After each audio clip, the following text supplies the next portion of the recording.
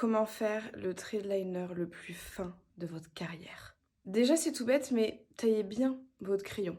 Comme vous pouvez le voir, déjà, j'ai mis très peu de matière, enfin même pas du tout de crayon, à l'intérieur de mon œil, d'accord? J'ai commencé à mettre de la matière au niveau de ma pupille, juste au-dessus en fait. Donc vous allez commencer à tracer un trait au milieu de votre œil, en partant en gros d'ici vers la fin de votre œil.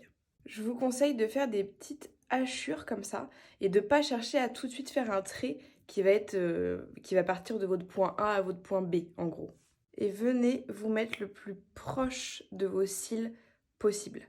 Pour la queue de votre liner, c'est pareil. Je vous conseille d'appuyer très peu sur votre crayon pour tracer votre trait. Moi, ce que je vous conseille, c'est de placer la pointe de votre crayon, enfin de l'incurver, en suivant le trait de liner final que vous voulez. Moi, je vais viser à peu près la fin de mon sourcil. Je vais poser mon crayon et je vais revenir vers l'intérieur de mon œil. Si vous avez la paupière tombante, c'est exactement pareil. La seule différence, c'est que vous allez passer sur le pli paupière et que vous allez devoir repasser ensuite plusieurs fois, quitte à fermer l'œil en second tour pour compléter le trou que vous avez.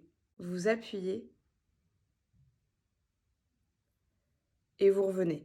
Au début, ça ressemble à rien, mais c'est normal. Il vaut mieux faire un truc comme ça qui ressemble à rien au début, mais au moins vous voyez, au niveau de l'inclinaison de mon liner, je pense que je suis pas mal. Je suis à peu près alignée au niveau de l'horizontalité avec ce que j'ai fait de l'autre côté. Vous voyez ou pas?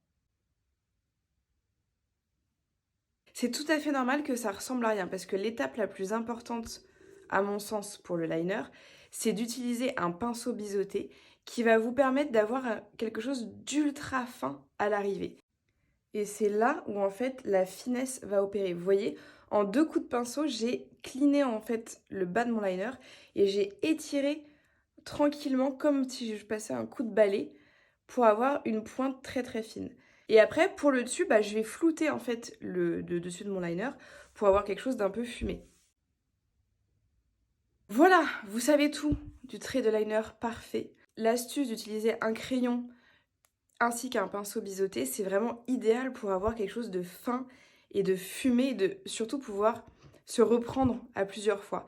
Alors que si vous avez un liner en feutre par exemple, c'est compliqué de réajuster. Si vous êtes disponible samedi à 15h, je vais faire un live tuto maquillage et je pense que je vais vous montrer encore plus détaillé ce type de maquillage, donc un liner un petit peu fumé, étiré, avec cette technique-là. Donc si ça vous intéresse, passez une tête.